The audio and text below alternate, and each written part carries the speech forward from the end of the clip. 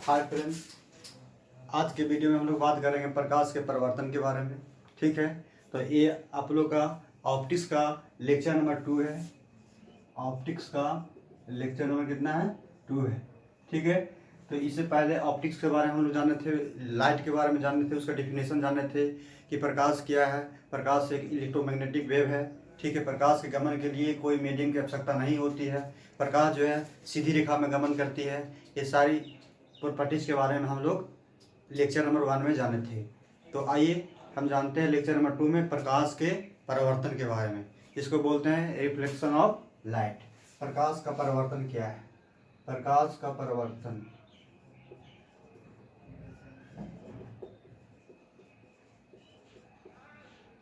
प्रकाश का परावर्तन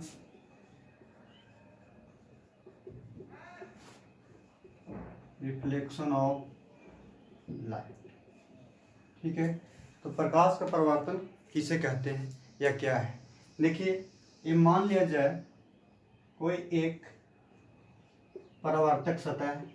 ठीक है, ये जो है परावर्तक सतह है। ठीक है, परावर्तक सतह है और यहाँ से क्या करते हैं, इस परावर्तक सतह पे लाइट इंटर किया। ठीक है, एक परावर्तक सतह पे क्या किया? लाइट इंसिडेंट किया। ठीक है, तो इंसिडेंट के बाद जिस माध्यम से आया है उसी माध्यम में क्या हो जाएगा? रिटर्न हो जाएगा। तो ये जो घटना है, इस घटना को कहते हैं प्रकाश का परावर्तन। ठीक है, तो इसको डिफाइन कर सकते हैं कि जब कोई प्रकाश की किरण किसी परावर्तक सतह से टकराकर वापस उसी माध्यम में लौट जाने की घटना को क्या कहते हैं? प्रकाश का परावर्तन कहते हैं। जब कोई प्रकाश की किरण किसी परावर्तक सतह से टकराकर वापस उसी माध्यम में लौट जाने की घटना को प्रकाश का परावर्तन कहते हैं। ठीक है, तो इसको लिख सकते हैं। जब कोई प्रकाश की किरण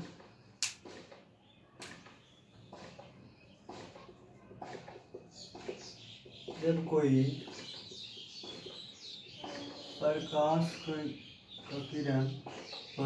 प्रकाश की किरण किसी परावर्तक सतह से टकराकर वापस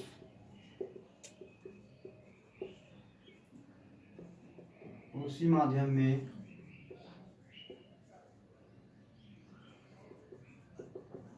लौट जाने की घटना को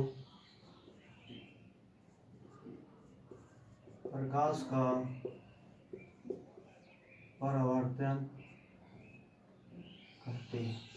प्रकाश का परावर्तन कहते हैं, जिसको रिफ्लेक्शन ऑफ लाइट कहते हैं। तो यहाँ से देखें कि जब कोई प्रकाश की किरण किसी परावर्तक सतह से टकरा करके वही उसी माध्यम में लौट गया, तो इसको क्या बोले? प्रकाश का परावर्तन। अर्थात कह सकते हैं प्रकाश के परावर्तन के लिए एक माध्यम की आवश्यकता होती है। ठीक है, जिस माध्यम से लाइट आएगी उसी माध्यम में क्या होगा? रिटर्न हो जाएगा। तो ये आप लोग को क्या लाया? क्या? प्रकाश का परावर्तन। अब चलिए देख लेते हैं आगे। देखिए, ये क्या है? परावर्तक सतह। क्या है? परावर्तक सतह। परावर्तक सतह। ठीक है, इस सतह पे लाइट इंटर किया। ठीक है, तो परावर्तक सतह पे पड़ने वाली प्रकाश की किरण को आपतित किरण कहते हैं। कौन सा किरण कहते हैं? तो आपतित किरण कहते हैं।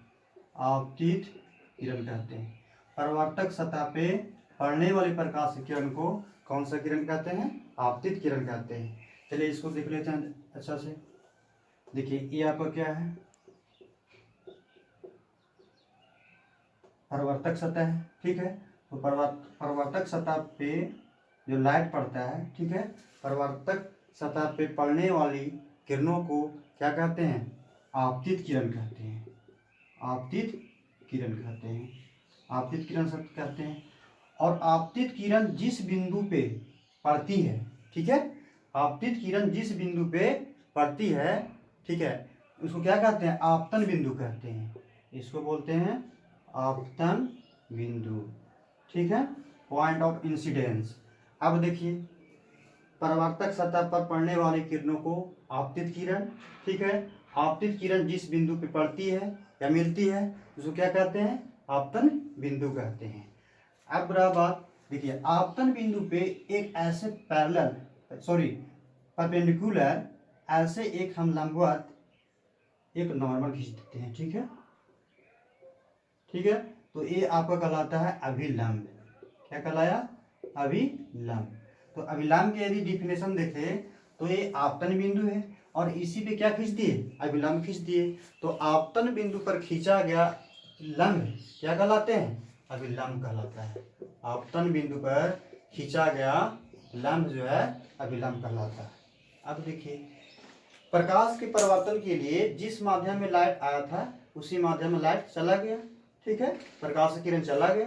तो देखिए ये आपतित किरण है और इस टकराने के बाद यहाँ से ऐसे लाइट रिटर्न हो गया, ठीक है। तो ये कहलाता है परावर्तित किरण, परावर्तित किरण, परावर्तित किरण, ठीक है। अब देखिए ये आपतित किरण हो गया और ये आपतित किरण हो गया, ये अभिलंब हो गया, ये क्या हो गया, परावर्तित किरण हो गया। अब देखिए आपतित किरण और अभिलंब के बीच में देखिए ये जो एंगल बनता है उसको बोलते हैं आपतन कोण, जिसे डिनोट करते हैं आई से। और परावर्तित किरण और अभिलंब के बीच का जो एंगल बनता है उसको बोलते हैं परावर्तन कोण। इसको बोलते हैं incidence, angle of incidence, angle of incidence, angle of incidence बोलते हैं आपतन कोण। और इसको बोलते हैं परावर्तन कोण, परावर्तन कोण, angle of reflection, angle of reflection. अब देखिए ये क्या हुआ, आपतित किरण, परावर्तित किरण और ये क्या हुआ, अभिलंब हुआ। तो देखिए प्रकाश के परिवर्तन के लिए यहाँ पे दो नियम आ जाते हैं, ठीक है। तो उस नियम के बारे में बात करेंगे, दो नियम प्रकाश के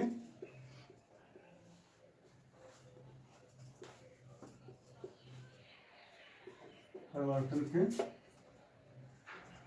नियम। देखिए इसमें क्या देखें कि ये जो परावर्तक सतह है, ऊपर वाला परावर्तक सतह है, यहाँ से जैसे ही परावर्तक सतह पे लाइट आया तो ये आपतित किरण और ये लाइट आने के बाद में ऐसे रिफ्लेक्ट हो गया, ये परावर्तित किरण और ये आपतन बिंदु है।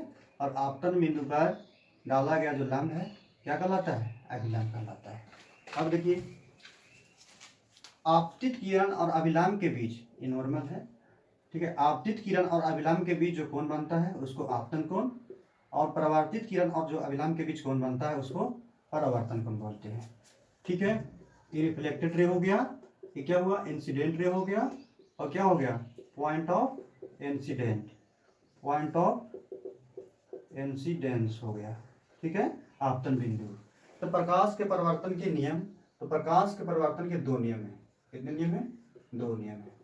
प्रकाश के परावर्तन के दो नियम है। कितने नियम है, दो नियम है। देखिए दो नियम नहीं है, बहुत ही सिंपल है, देख लीजिए फिगर में ही दो नियम पता चल जाएगा। देखिए एक क्या है, आपतन कोण है, एक क्या है, परावर्तन कोण है।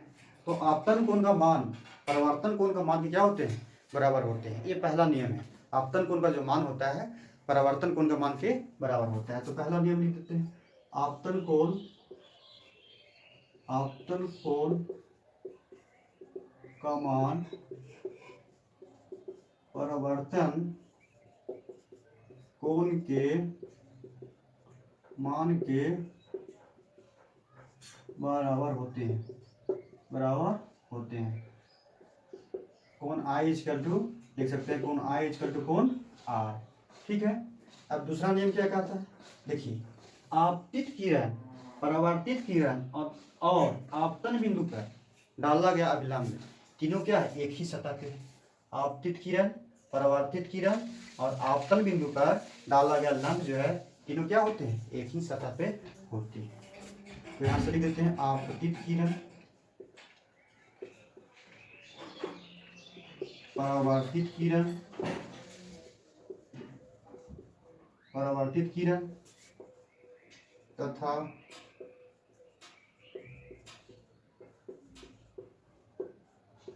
आपतन बिंदु पर खींचा गया अभिलंब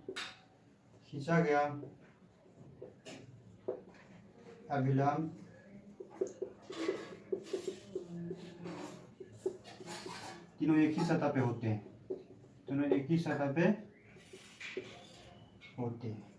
तो ये आपका प्रकाश का परिवर्तन के नियम हुआ।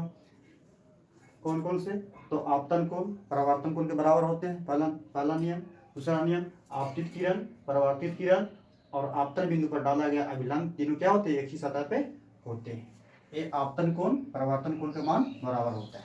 अब देखिए, जैसे कि बोल रहे हैं आपतन कोण का मान कितना डिग्री है? 30 डिग्री है। तो परावर्तन कोण का मान कितना होगा? तो हम जानते हैं कि आपतन कोण का मान परावर्तन कोण के मान के बराबर होता है। तो इसका जो भाई 30 डिग्री है, तो क्या हो जाएगा? परावर्तन कोण का मान भी क्या हो जाएगा? 30 डिग्री में होगा। ठीक है। ऐसा सवाल भी पूछ सकता है, यदि परावर्तक सतह से आपतित किरण जो है, परावर्तक सतह से आपतित किरण है 60 डिग्री का कोण बनाता है। कितना डिग्री कोण बनाता है? 60 डिग्री का कोण बनाता है। तो आपतन कोण का मान क्या होगा? तो हम जानते हैं कि इसके बीच में जो होता है, आपतन बिंदु पर जो अभिलंब खींचा हुआ है, इसके बीच में इधर भी 90 कोण बनाएगा, इधर भी 90 बनाएगा। परावर्तक सतह और आपतित किरण के बीच का कोण कितना बोल दिया? 60 डिग्री। तो इसमें 90 में से 60 घट जाएगा, कितना डिग्री हो जाएगा? 30 डिग्री हो जाएगा। तो इस तरह के सवाल भी पूछ सकते हैं। ठीक है, देख लेते हैं सवाल। यह तो परिवर्तन की नियम हो गया। देखिए, ऐसे पूछ सकता है, यदि परावर्तक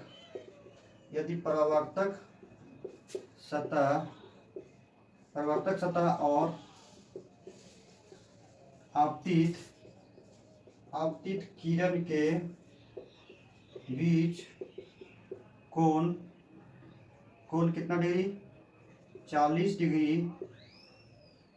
डिग्री? 40 डिग्री है। तो परावर्तन कोण का मान क्या होगी? ठीक है। देखिए, इसमें क्या बोल रहा है? यदि परावर्तक सतह और आपतित किरण, यदि परावर्तक सतह और आपतित किरण के बीच कोण कितना डिग्री है? 40 डिग्री है। तो परावर्तन कोण का मान क्या होगा? देखिए, बहुत ही सिंपल है। क्या बोल रहा है कि सबसे पहले एक परावर्तक सतह बना देते हैं। ठीक है, बना दिए। क्या बोल रहा है कि परावर्तक सतह, ये वाला सतह, और आपतित किरण, ठीक है, सबसे पहले लाइट बना देते हैं, ऐसे नियम है। ठीक है, क्या बोल रहा है? परावर्तक सतह और आपतित किरण, परावर्तक सतह और आपतित किरण के बीच का कोण कितना डिग्री है? 40 डिग्री है। तो परावर्तन कोण यानी ये वाला कोण का वैल्यू पूछ रहा है, आर का वैल्यू पूछ रहा है, ये वाला कोण का वैल्यू क्या होगा? तो देखिए, आपतित किरण और परावर्तक सतह के बीच का जो कोण है कितना डिग्री का है? 40 डिग्री का है। ठीक है, और ये आर का वैल्यू पूछ रहा है। देख लीजिए, तो हम जानते हैं कि ये जो अभिलंब है और ये परावर्तक सतह के बीच जो कोण बनता है कितना डिग्री का? 90 डिग्री का बनता है। और परावर्तक सतह और आपतित किरण के बीच का कोण कितना दिया? 40 डिग्री। तो ये कितना हो जाएगा? 50 डिग्री हो जाएगा। अब देखिए, आप क्या नियम में क्या जानते हैं कि आपतन कोण का मान परावर्तन कोण का मान बराबर होना चाहिए। ठीक है, तो आपतन कोण का वैल्यू यहाँ से निकल गया 50 डिग्री, तो परावर्तन कोण का भी मान कितना हो जाएगा? 50 डिग्री। तो इस तरह के सवाल भी आप लोग कर सकते हैं।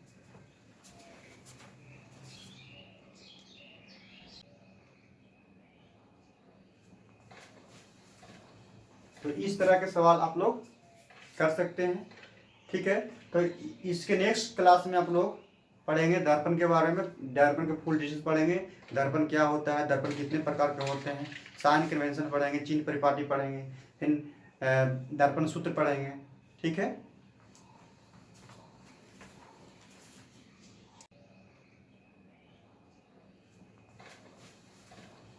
तो इस तरह के सवाल आप लोग कर सकते हैं।